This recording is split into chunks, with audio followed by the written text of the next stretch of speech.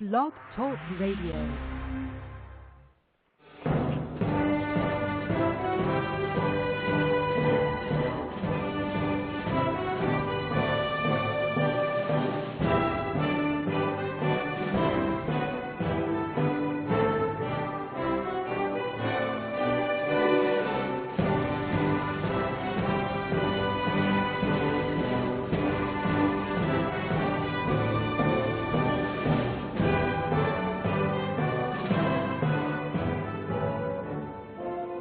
Boa noite, meus amigos. Estamos aqui de volta.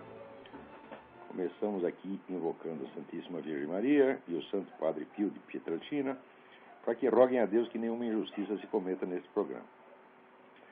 Queria ler aqui para vocês um artigo que eu escrevi para o jornal mineiro Inconfidência. O Inconfidência é publicado por um grupo de militares da reserva, encabeçado pelo Coronel Migues, um grande amigo meu e um grande brasileiro. Então, o artigo chama-se Os Homens Certos no Lugar Certo. Chamar o Sr. Tarso Genro de terrorista e mentiroso, como o fez o deputado Jair Bolsonaro no memorável dia 15 de maio, é uma simples questão de rigor histórico. Quanto ao primeiro desses qualificativos, o ministro, que participou ativamente de uma organização dedicada a atentados e homicídios, sob a desculpa de lutar contra uma ditadura que ele chamava de assassina, mas colocando-se a serviço de outra ditadura incomparavelmente mais assassina, continua alardeando sua fidelidade ao marxismo, doutrina explicitamente terrorista. Por definição, o porta-voz de uma doutrina terrorista é terrorista, mesmo depois que a idade e as circunstâncias o dispensaram da parte mais grosseira e suja do serviço. Se o Sr. Genro afirma que as práticas terroristas já não se justificam no presente quadro, é manifesto que tem em vista a mera questão da oportunidade tática, excluindo in limine qualquer condenação moral ao terrorismo em si. E é igualmente claro que mesmo sua restrição tática só se aplica ao Brasil, não a outros países da América Latina, de vez que até o momento nem ele, nem o governo que ele representa, nem o partido que os colocou no poder, abjuraram jamais da declaração de apoio aos métodos terroristas das Farc, assinada em 2002 no Foro de São Paulo pelo Sr. Lula da Silva. Declaração que, para cúmulo de cinismo, rotulava de terrorista, isto sim, o combate movido contra a narcoguerrilha pelo exército da Colômbia. A qualificação de ex-terrorista que a mídia adotou para embelezar a folha corrida de indivíduos como o Sr. Genro, é artificiosa e descabida como o seria a de ex-assassino. Uma organização terrorista, por definição, não se compõe só dos paus-mandados que colocam bombas em locais onde elas inevitavelmente matarão transeuntes inocentes. Nem só dos pistoleiros que armam tocaias para balear gente pelas costas. Nem só dos heróicos assaltantes que, de metralhadora em punho, fazem tremer pálidas funcionárias de bancos. Uma organização terrorista é uma hierarquia camuflada e sutil que sobe desde esses bafões até os altos postos da administração, da mídia e da diplomacia, de onde se estende sobre ela o manto protetor das meias palavras e das desconversas, exatamente como os agentes políticos do Foro de São Paulo em Brasília fazem com as Farc, o MIR chileno e outras gangues de assassinos, sequestradores e narcotraficantes. Se um soldado é dispensado da batalha, mas removido para posto administrativo, ele não foi para a reserva, está na ativa. Não é um ex-soldado, é um soldado. Se um terrorista já não tem de dar tiros e soltar bombas, mas continua mesclado à rede política que dá proteção ao terrorismo, não é um ex-terrorista, é um terrorista. Servindo ao governo do Foro de São Paulo, o Sr. Genro é uma das peças fundamentais da mais imensa máquina terrorista que já existiu no continente. É claro que por dentro ele se orgulha disso, desprezando e odiando aqueles que veem aí algum motivo de desonra. Quando ele foi obrigado a ouvir calado as palavras verazes do deputado Bolsonaro, foi de cabeça baixa, mas não de vergonha e sim de raiva, que ele se submeteu a esse humilhante ritual democrático, do qual, como membro ilustre da nomenclatura, estaria dispensado em Cuba ou na Coreia do Norte. E a raiva mal contida explodiu logo no dia seguinte, fazendo desabar sobre a pessoa do coronel Brilhante Ustra todo o insaciável desejo de vingança, todo o ressentimento insano que os terroristas de Brasília têm contra os militares que preferiram continuar servindo ao Brasil em vez de alistar-se nas tropas revolucionárias de Cuba.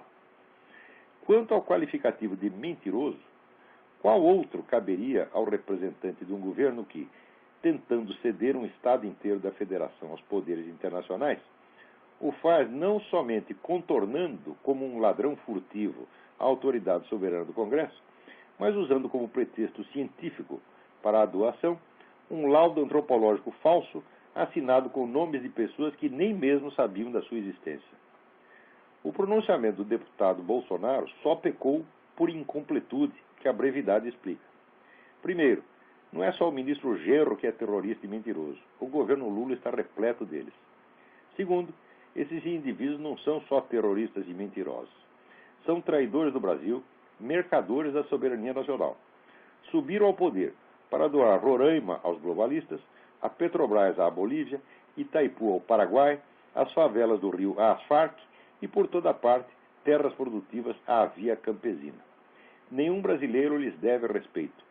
O simples fato de que alguém como o general Heleno, o deputado Bolsonaro, ou até um Zé Ninguém como eu, lhes dirigir a palavra, já é honra que não merece.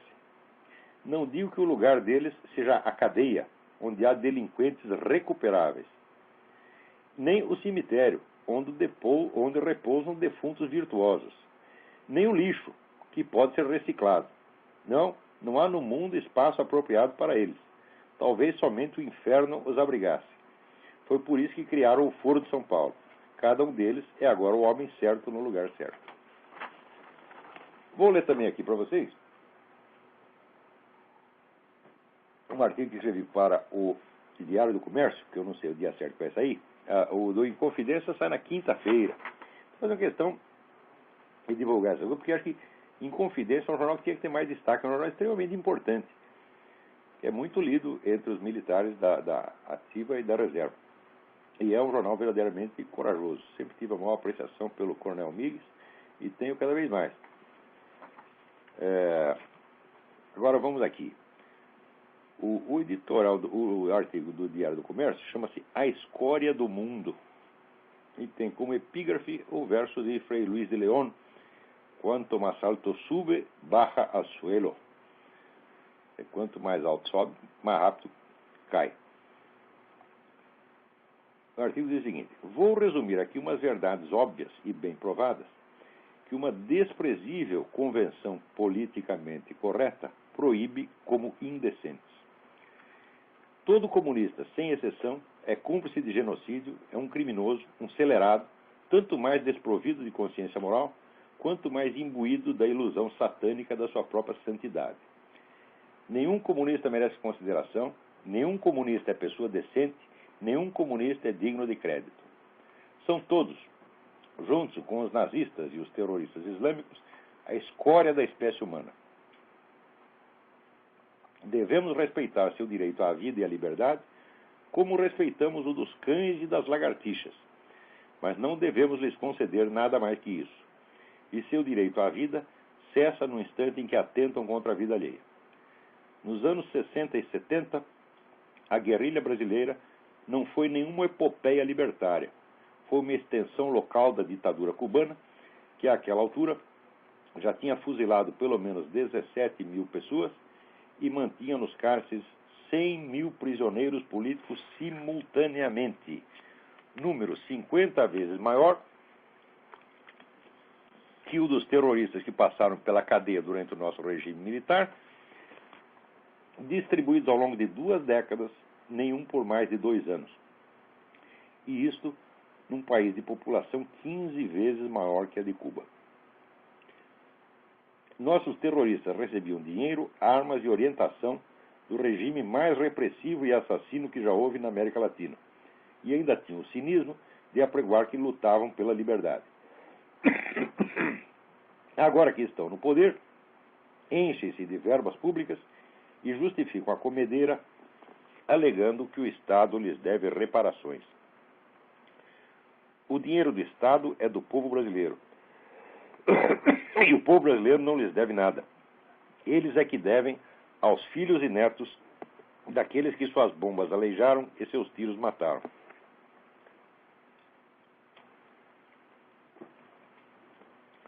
Perguntem aos cidadãos nas ruas: o senhor, a senhora, acham que tem uma dívida a pagar aos terroristas? Pelo simples fato de que a violência deles foi vencida pela violência policial? O senhor, a senhora, acham justo que o Estado lhes arranque impostos para enriquecer aqueles que se acham vítimas injustiçadas, porque o governo matou 300 deles, enquanto eles só conseguiram, coitadinhos, matar a metade disso? Façam uma consulta, façam um plebiscito.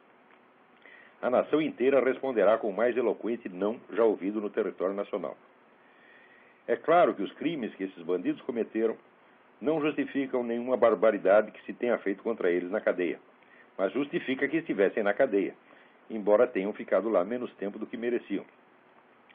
E justifica que, surpreendidos em flagrante delito e respondendo à bala, fossem abatidos à bala. Mas eles não acham isso. Acham que foi um crime intolerável o Estado ter armado uma tocaia para matar o chefe deles, Carlos Marighella, confessadamente responsável por atentados que já tinham feito várias dezenas de vítimas inocentes. Mas que, ao contrário, foi um ato de elevadíssima justiça a tocaia que eles montaram para assassinar, diante da mulher e do filho pequeno, um oficial americano a quem acusavam, sem a mínima prova até hoje, de dar aulas de tortura. Durante a ditadura, muitos direitistas e conservadores arriscaram vida, bens e reputação para defender comunistas, para abrigá-los em suas casas, para enviá-los ao exterior antes que a polícia os pegasse. Não há, em toda a história do último século, no Brasil ou no mundo, exemplo de comunista que algum dia fizesse o mesmo por um direitista. Sim, os comunistas são diferentes da humanidade normal. São diferentes porque se acham diferentes. São inferiores porque se acham superiores. São a escória porque se acham, como dizia Che Guevara, o primeiro escalão da espécie humana. Eles têm, no seu próprio entender, o monopólio do direito de matar. Quando espalham bombas em lugares onde elas inevitavelmente atingirão pessoas inocentes, acham que cumprem um dever sagrado.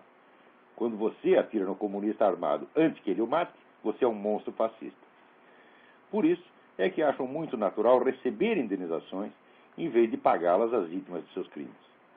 Quem pode esperar um debate político razoável com pessoas de mentalidade tão deformada, tão manifestamente sociopática? Um comunista honesto, um comunista honrado, um comunista bom, um comunista que, por princípio, diga a verdade contra o partido, um comunista que sobrepõe aos interesses da sua maldita revolução o direito de seus adversários à vida e à liberdade, um comunista sem ódio insano no coração e ambições megalômanas na cabeça, é uma roda triangular, um elefante com asas, uma pedra que fala, um leão que pia em vez de rugir e só come alface. Não existiu jamais, não existe hoje, não existirá nunca.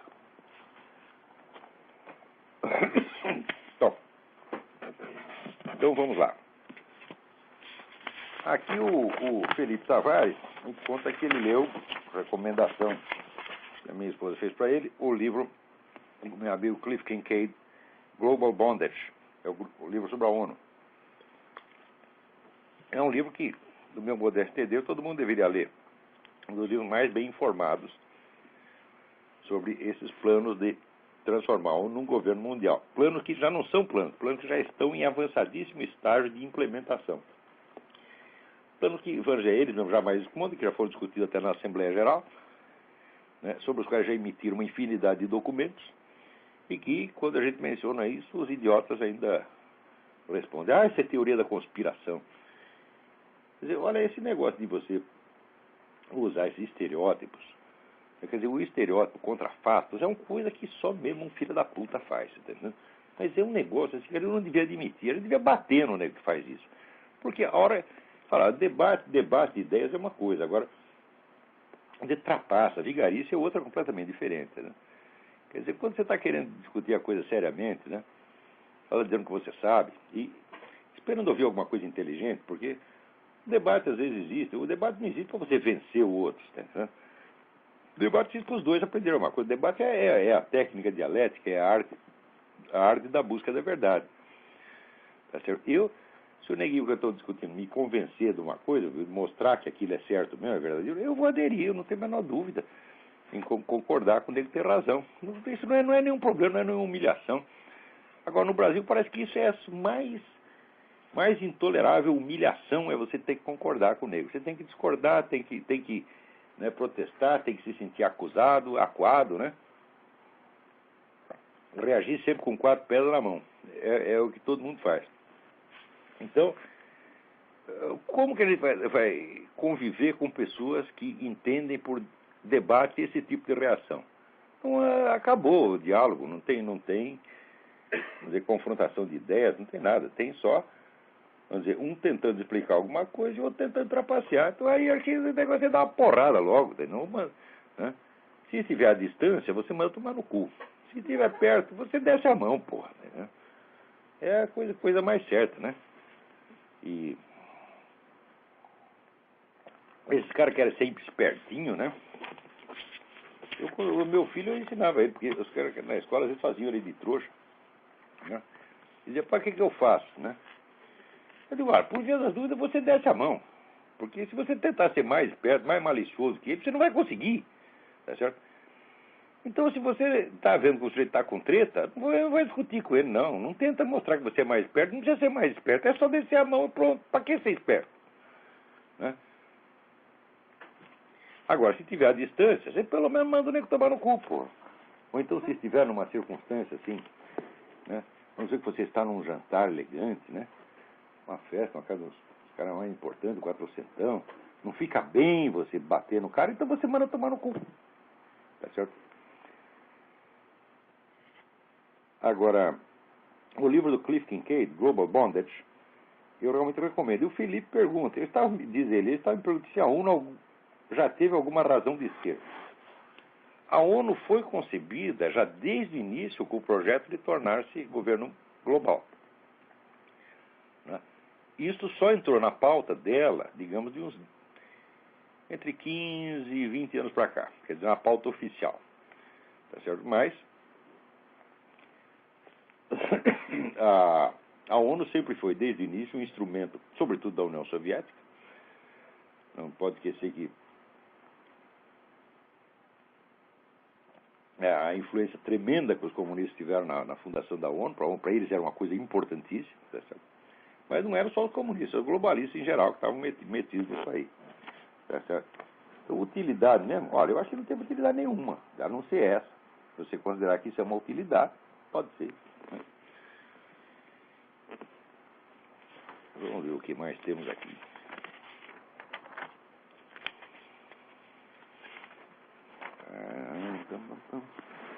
Aqui o Tiago Tondinelli me avisa um negócio meio terrível aqui. Ele diz, no seu livro sobre Aristóteles, o senhor comenta que Santo Tomás de Aquino também propõe a questão da gradação entre os discursos aristotélicos. Contudo, na nota de rodapé está que tal ideia de Santo Tomás confere com a questão número 1. Não achei a correspondência. Onde está exatamente essa questão de Santo Tomás? Falei, epa, eu estou vendo então que eu botei ali o lugar, fiz a citação no lugar errado. Porque é manifesto que Santo Tomás de Aquino fala disso, ele fala da gradação dos argumentos mais convincentes para os menos convincentes, dos argumentos mais fortes para os mais fracos. Então, o argumento mais forte, segundo ele, seria a demonstração lógica. Abaixo dele você tem a confrontação dialética, abaixo você tem a persuasão retórica e, por fim, você tem, vamos dizer, a imaginação poética. Tá certo? Quer dizer, eu ali observo que essa gradação, ela realmente existe. Santo Tomás tem razão, esses quatro argumentos que vão do mais probante, essa gradação do mais probante para o menos probante, ela existe. Porém, o objetivo dos discursos que não são o discurso lógico não é a prova, tá certo? O objetivo da dialética é a descoberta, não a prova, tá certo? Do retórico também. O retórico não quer provar nada, ele só quer obter um certo resultado, ele quer convencer você, mas não provar. E o discurso poético muito menos, tá certo? Então, bom, embora enfocando os 4 discursos como se fossem modos de prova, o que não é muito exato, o fato é que Santo Tomás de Aquino pegou né, a existência dos 4 discursos em Aristóteles, ele pegou de uma maneira claríssima. Ele não aprofundou a questão, mas que ele pegou. Do mesmo modo que isso aí também, uma observação também muito breve, estava em Avicena. Só que eles vão dizer aqueles parágrafos preciosos que às vezes estão perdidos no meio da obra, numa obra gigantesca como a de Santo Tomás de Aquino ou de Avicena. E foi justamente partindo dessas dicas, uma eu vi em Avicena e outra em Santo Tomás de Aquino, e eu acho que foi o primeiro neguinho na história que perguntou, mas do que eles estão falando aí? O que é isso? Que negócio de quatro argumentos é esse? Agora, se eu botei a citação o lugar errado, é um problema, hein? Vou ter que corrigir numa próxima edição. Eu vou verificar isso aqui, Tiago. Obrigado por você ter me avisado. E eu não tive tempo de conferir para ver onde é, mas eu vou conferir e num dos próximos programas eu aviso. Olha, se não está no lugar que eu citei lá no livro, está em tal qual lugar. É muito importante que os leitores do meu livro, aqueles que queiram aprofundar o assunto, leiam diretamente essas fontes, né, que foram citadas. Esse negócio dos 4 discursos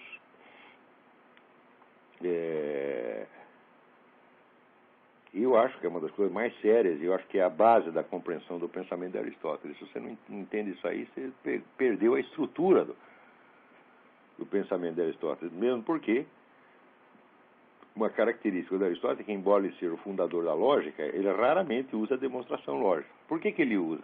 Porque a demonstração lógica só serve para o que você já sabe. Quando você já tem todas as premissas, então você faz a demonstração lógica. Agora, se você não tem as premissas, o problema é você descobrir as premissas. Como é que você descobre? Bom, você descobre por investigação dialética, confrontação dialética de hipóteses. Eu digo, bom, mas de onde você tirou as hipóteses? Você tirou de uma discussão pública já existente, isso aí você tirou da retórica. E como é que essas coisas entraram na discussão pública? Entraram porque veio da imaginação. Tá certo? Então, na verdade, o processo da investigação todo vem desde o discurso poético até a demonstração lógica final. Tá certo? Então, onde a unidade dos 4 discursos, nos quais eu vejo uma unidade, continuidade, como eu uso a imagem da árvore, né, que vai desde a raiz até as folhas e frutos, e não em termos de oposição, como via, por exemplo, Charles Percy Snow no livro As Duas Culturas, ou como viu o próprio Chaim Perelman, né? Eles falam muito de oposição, não tem oposição nenhuma, pô. Quer dizer, eu duvido que tenha algum neguinho que possa raciocinar logicamente, sem ter feito alguma confrontação dialética, pelo menos na sua própria cabeça, e algum outro que tenha feito a confrontação dialética sem puxá-la de uma disputa retórica já existente, e de alguém tem uma disputa retórica que tenha aparecido diretamente como disputa retórica e não como mera imaginação do possível. Então isso é uma perfeita continuidade dos 4. O investigador, na verdade, deve se esforçar para dominar os 4. Tem muita coisa que eu falo que às vezes as pessoas não entendem na hora. Por quê? Porque não pega exatamente o nível de discurso em que eu estou falando. Que, no entanto, deveria estar muito claro. Se eu estou dando uma sugestão poética, se eu estou fazendo persuasão retórica, se eu estou colocando uma disputa, uma confrontação dialética, ou se eu estou dando uma demonstração lógica.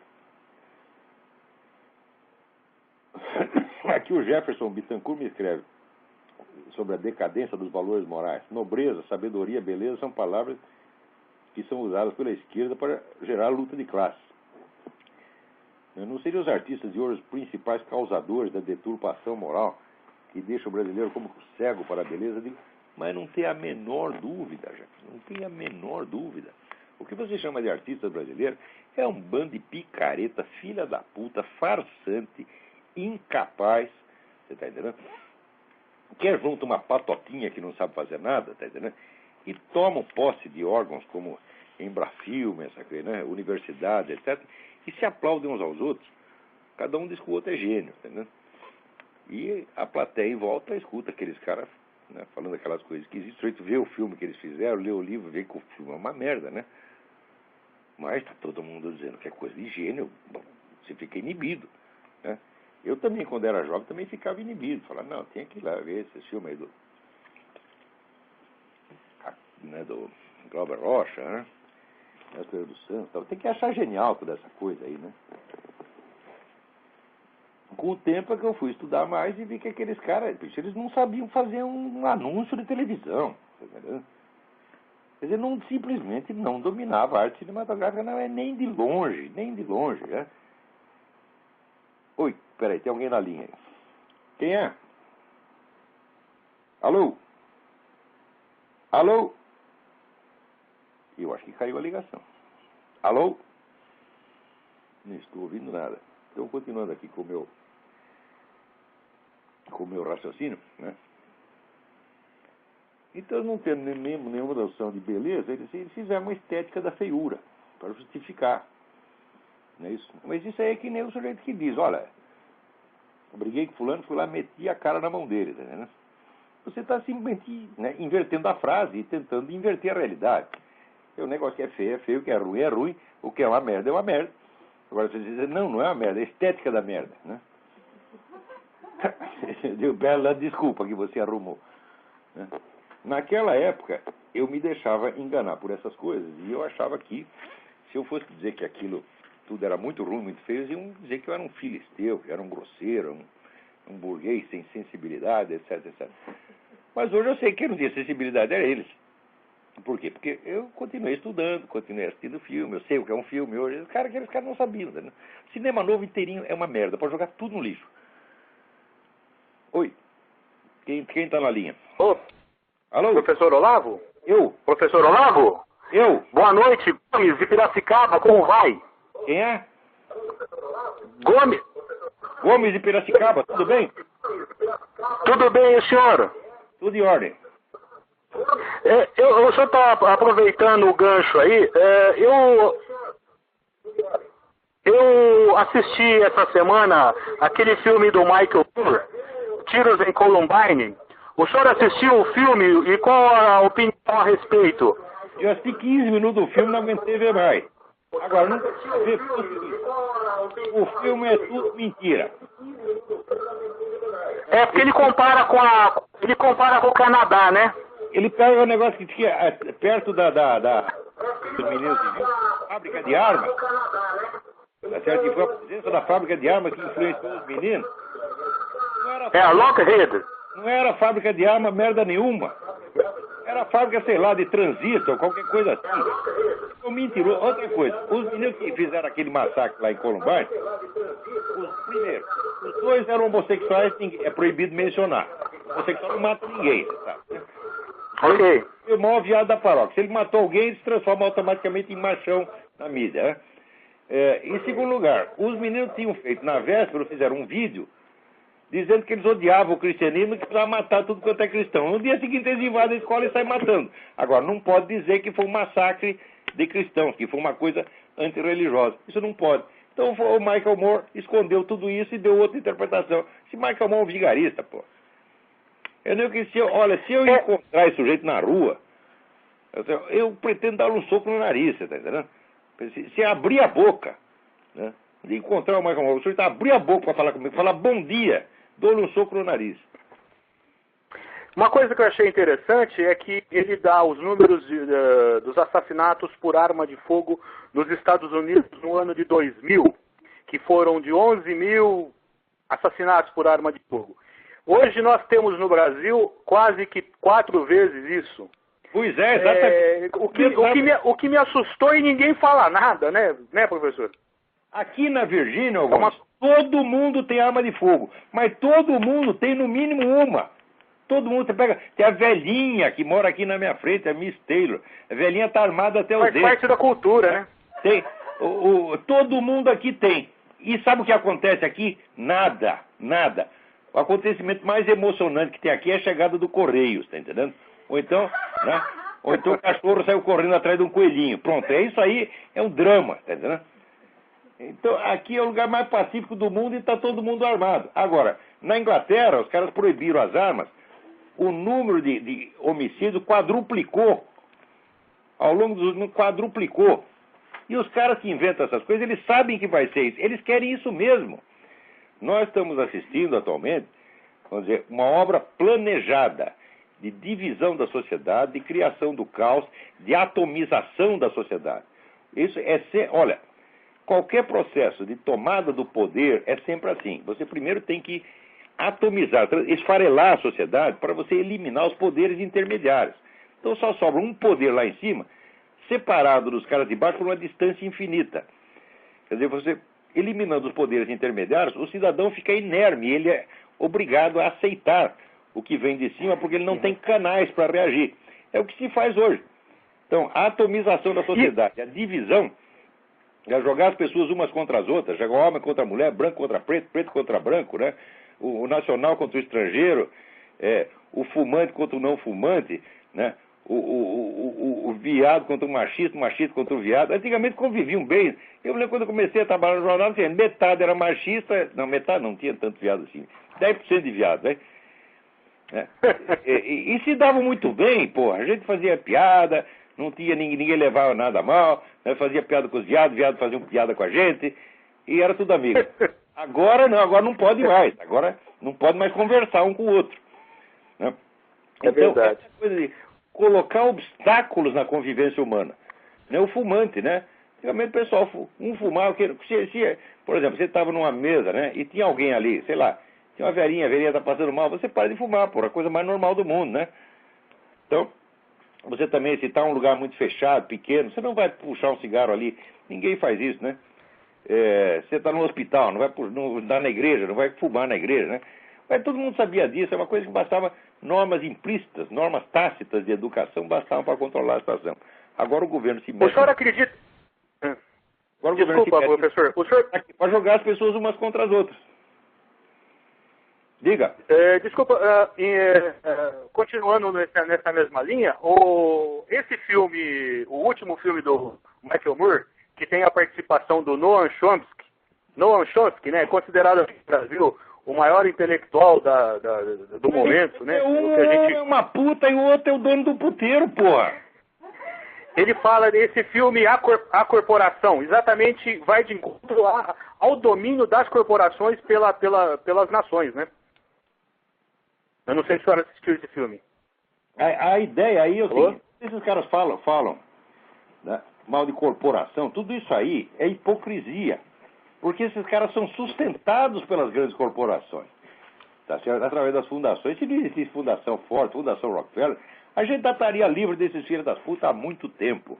E eles recebem dinheiro, enchem o cu de dinheiro das corporações, e daí sai na rua, as corporações.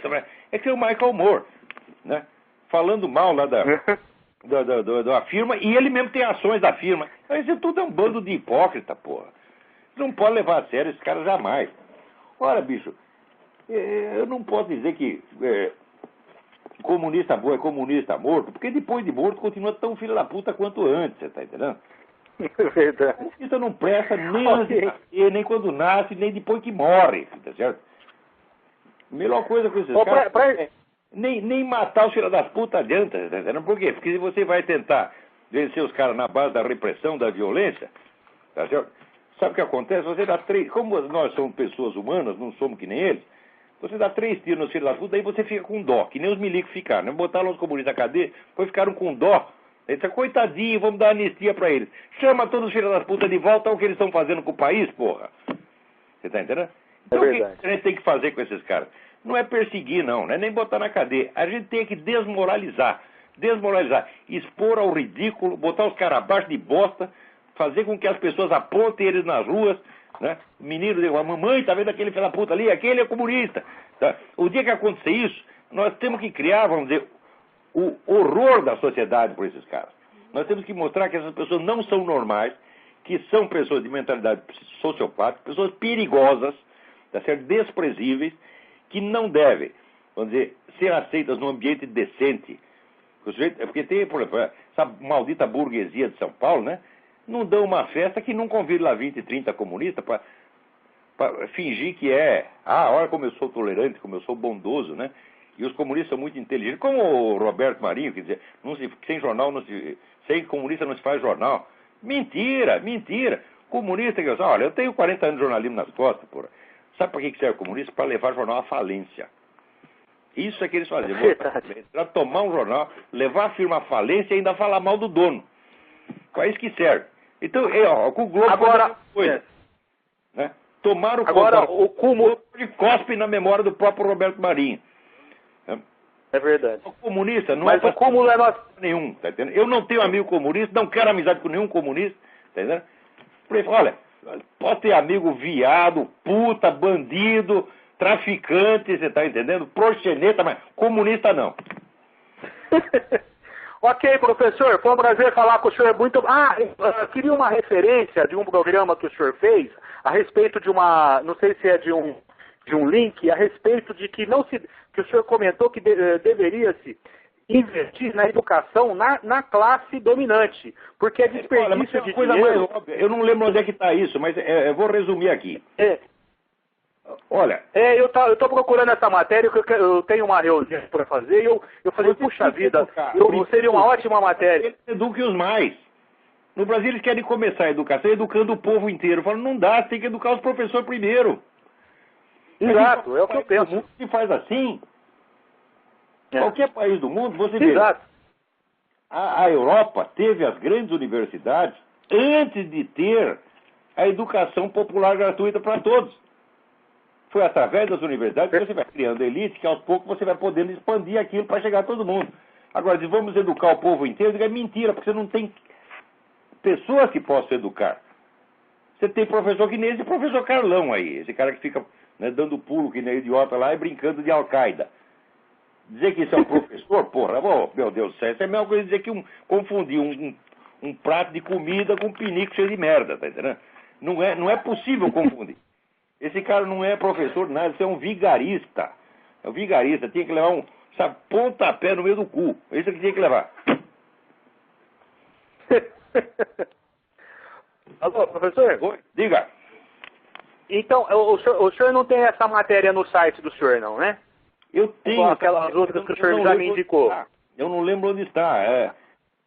Faz um favorzinho, me escreve um e-mail que eu procuro o link e passo para você. O tópico do assunto, o senhor lembra o nome? Lembro perfeitamente. Me passa um e-mail para olavo@olavodecarvalho.org e eu te passo o e-mail com o link. Ok, então. Ok. Bom dia, né, professor? Ainda é dia aí, né? Ainda é dia. Aqui agora até um grande abraço. É dia. Um grande abraço. Quando vier Piracicaba, vamos comer um peixe lá na Rua do Porto. Vambora. Peixe do Mato Grosso, porque aqui não tem mais peixe. Um abraço, professor. Um abraço, tudo de bom. Até logo. Tchau. Até logo. Agora aqui, o Cássio Garcês me passou aqui um link que me deixou de cabelo em pé.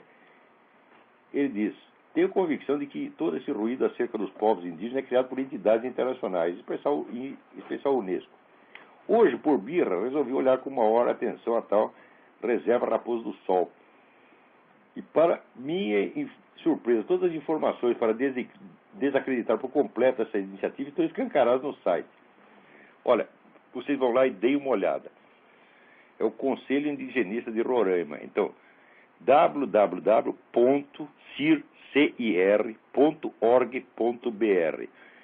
Vocês vão lá e leiam a parte das parcerias. Parceria é o mundo, tudo quanto é organização globalista, fundação bilionária, tá certo? Bancos internacionais, o poder internacional inteirinho está lá em Roraima e dizem que é para os índios. Índio uma pinóia, ali tem meia dúzia de... Para cada índio que tem ali, tem 100 funcionários de ONG, funcionários da ONU, da Unesco, dos bancos, etc. É uma coisa horrorosa. Esse negócio da Raposo do Sol, isso é a maior fraude. Quem inventou essa coisa devia estar na cana. E mais ainda, esse pessoal que apresentou esse laudo antropológico assinado por um sujeito que era... Quem que o cara era mesmo? Porteiro, sei lá. Está lá a assinatura. Fulano de tal antropólogo. Daí apareceu o nego. Pô, não sou antropólogo não, eu sou motorista. Porra! Caralho, chama o Alborguete. Só o Alborguete, eu não consigo, tá entendendo? Quer dizer, uma coisa dessa é para você ter aqueles ataques de loucura com o Alborguete. Tem isso aí esborrando a parede, tá entendendo? Porque é uma coisa que você não pode admitir. Agora, tem que ser educado para falar uma coisa dessa. Olha que otário sujeiro, vai tomar no olho do seu cu. Pega esse relatório e enfia no rabo do presidente. Vocês tinham que estar na cadeia, os vagabundos. Uma coisa dessa, em qualquer país do mundo, dá impeachment na hora. Imagina aqui nos Estados Unidos, né? O George Bush inventa, vamos supor o seguinte, o George Bush inventa aqui, ó, nós vamos aqui dar o estado do Texas pro México, tá certo? Né? Porque lá tem muito índio mexicano, tá aqui, fizemos uma pesquisa antropológica, lá só dá mexicano, tá certo? E tá aqui, daí quando você vai ver que assinou o laudo é o motorista do George Bush. Você imagina acontecer um treco desse aqui, o George Bush não fica naquela cadeira presidencial por mais de 5 minutos. Né? Você imagina lá o Sarkozy fazer isso, né? Qualquer país do mundo. Isso não acontece. Agora, no Brasil as pessoas estão acovardadas, estão desfibradas, e quando elas veem uma coisa dessa, uma fraude vagabunda dessa aí, ainda tem que falar com respeito. Você vê quando o Bolsonaro chamou o Tarso Genro de terrorista e mentiroso, o presidente da sessão disse: o senhor modere a sua linguagem. Modere a sua linguagem, caralho. Queria eu estar lá no lugar do Bolsonaro. Você modera a linguagem do caralho, seu filho de uma puta. Eu estou aqui falando de crimes. Eu não estou brincando. Quer dizer, o nego falsifica um laudo para entregar um estado inteiro da federação para estrangeiro e ainda quer me enganar com isso e quer que seja tratado com respeito? Cara, porra, o que é isto? O brasileiro já perdeu a medida das coisas. Se acostumou tanto com o absurdo. Você está entendendo? Se acostumou tanto a ser, vamos dizer, roubado, surrado, espancado, estuprado, que agora já, né? Você está lá sentado a piroca de rinoceronte, né? E não pode dizer ai, né? Você começa a dizer ai, o rinoceronte diz: modere a sua linguagem. Porra! O que é isso, porra? Olha aqui.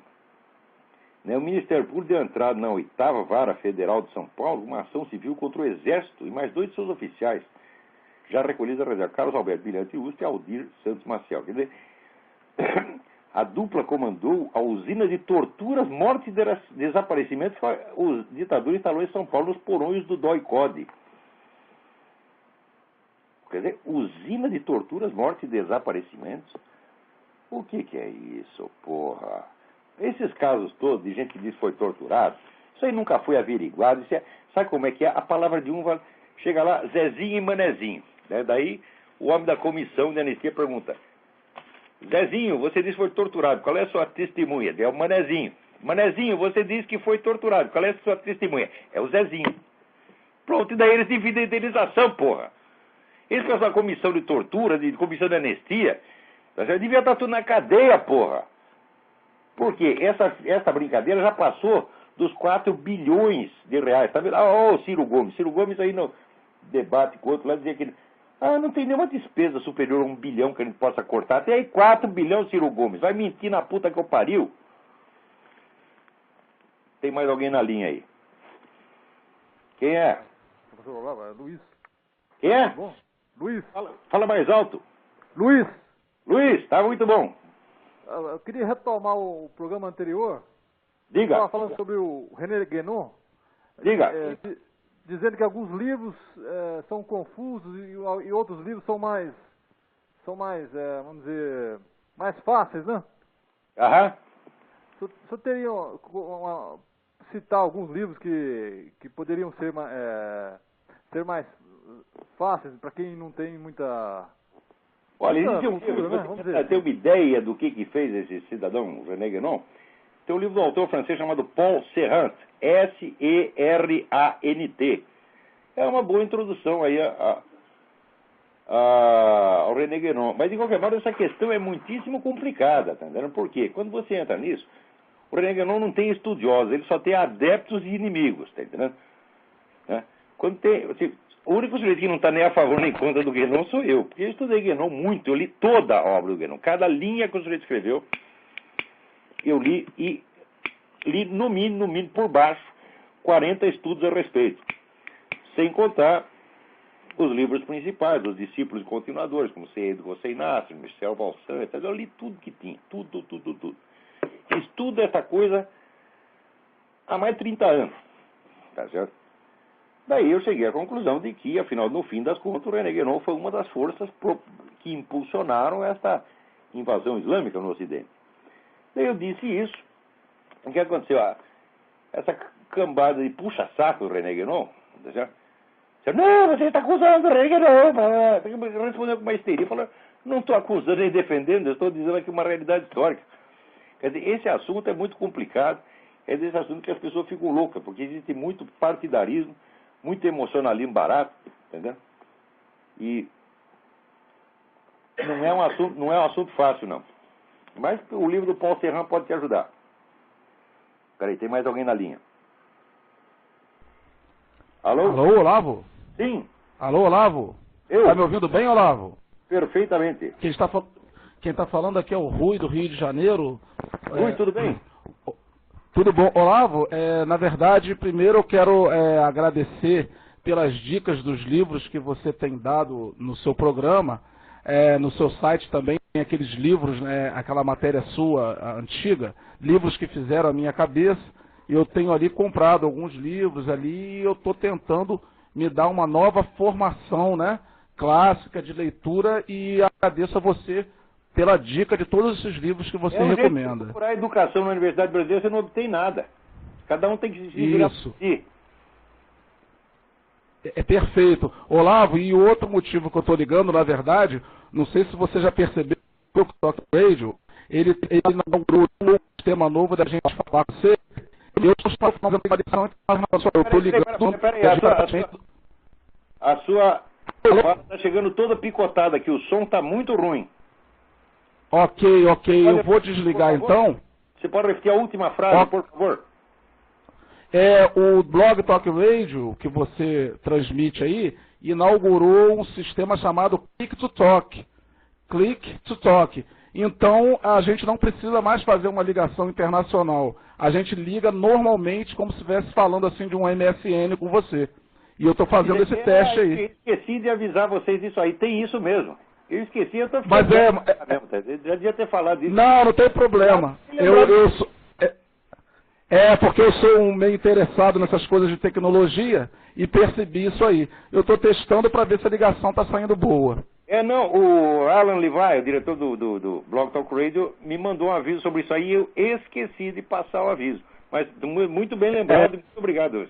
Serviço basta a pessoa tem que estar cadastrada no Blog Talk Radio, tem que ter um cadastro, tem que ter logado, tem que ter o teu log, e na hora do programa, fala o programa lá, Click to Talk. Clique aqui, vai seguindo as instruções, e aí a gente tem o prazer de falar com vocês. Olavo, obrigado pela ação e muito obrigado pelo prosseguimento ao programa aí. Boa noite para vocês. Muito obrigado. Um abração. Um abraço. Peraí, tem mais alguém aí? Então, diga. Alô? Alô, Olavo? Sim. É o Vitor de Boston, como vai? Vitor, tudo bem? Joinha.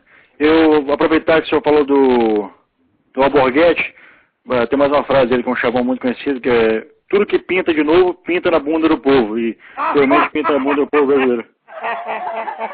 É o PSOL. É verdade. E a minha pergunta é quanto, eu já vi vários dos seus posts na internet, no YouTube, falando sobre, o rapaz citou a educação das classes não dominantes, as classes das elites, Mas eu acho que o problema é o seguinte: tem tanta propaganda comunista no nosso país, principalmente nas emissoras mais na Globo, não sei se a Record é a mesma coisa, mas eu quero saber qual que é a solução para o Brasil, porque eu estou esperando a hora de uns militares aí que já estão de saco cheio desse negócio de comunismo, que eles eram ditadores e torturadores, o que lá, começar a pegar uma metralhadora, roubar um canhão no quartel e começar alguma coisa para ver se acaba com essa loucura. Eu acredito que eles façam nada. Por quê? Porque houve um longo trabalho de desmoralização, de debilitação das Forças Armadas. Quer dizer, a oficialidade hoje, embora tenha muita gente boa, não tem mais aquela liderança que tinha 30, 40 anos atrás. E além disso, as Forças Armadas, elas não podem ter iniciativa própria. As Forças Armadas só intervêm quando a sociedade civil pede. Mas os comunistas foram espertos, eles tomaram primeiro todos os órgãos da sociedade civil. Uhum. Então, vamos dizer, as Forças Armadas não podem intervir, não podem dar um golpe, elas só podem intervir para restaurar a ordem constitucional quando ela foi quebrada, como foi quebrada pelo João Goulart.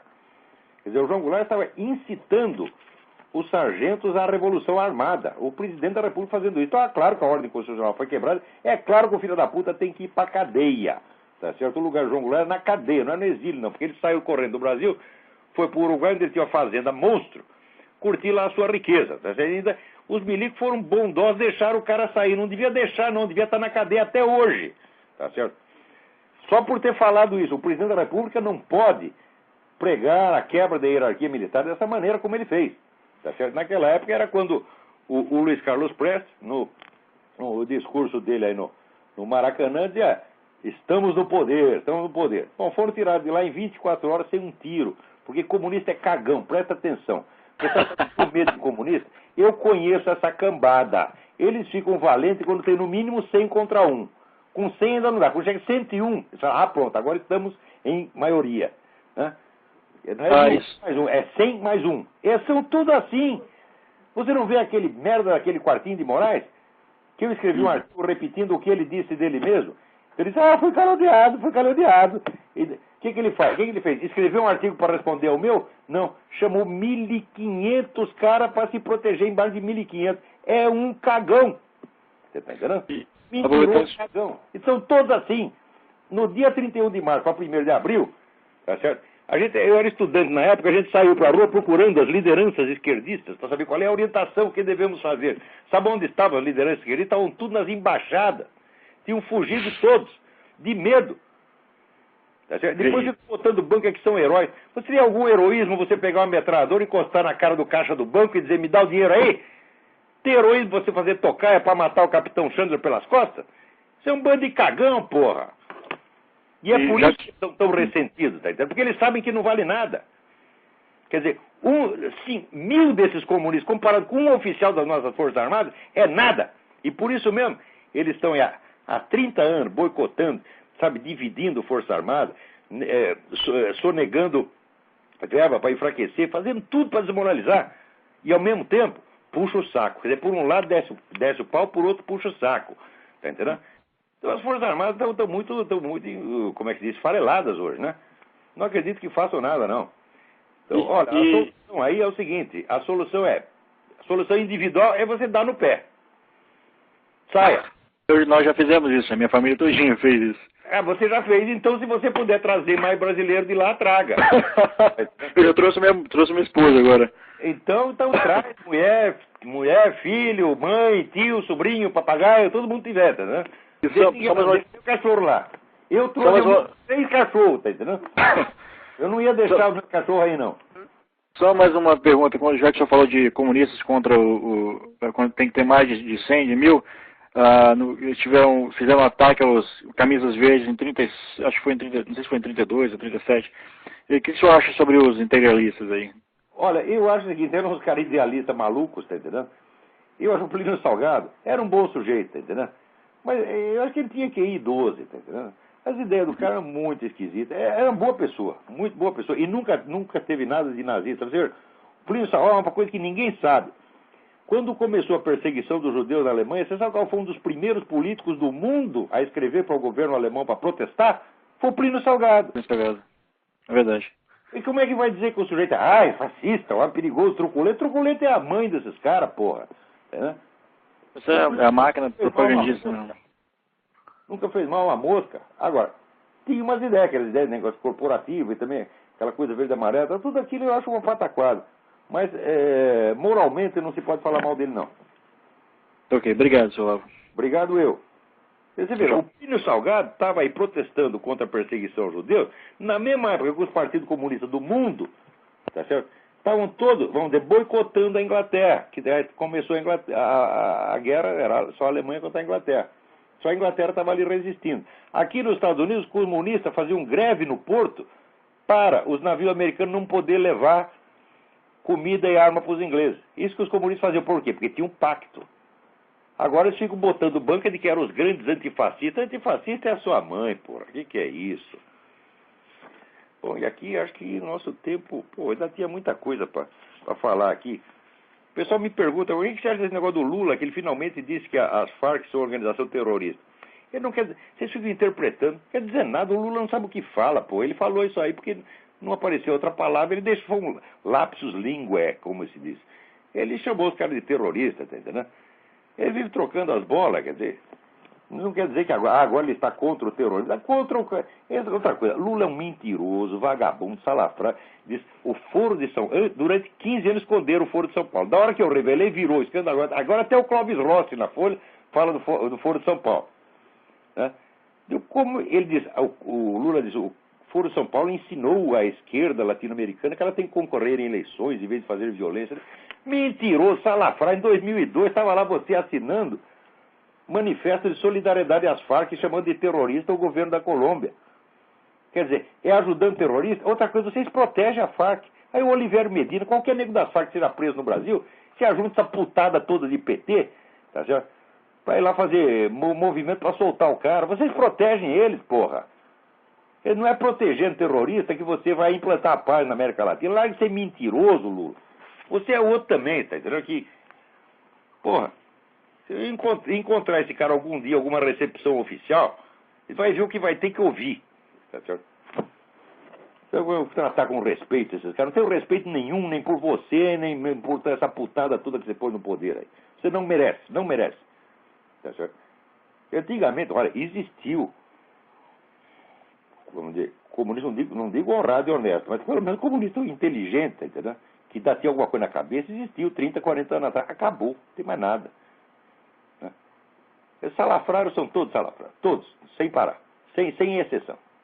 Tá certo? Mas pelo menos tem alguma coisa na cabeça, além de merda. Muito bem, então, eu acho que o nosso tempo aqui, né, acabou, não dá mais nada, não dá tempo para falar mais nada. Muito obrigado a todos e até a semana que vem, se Deus quiser.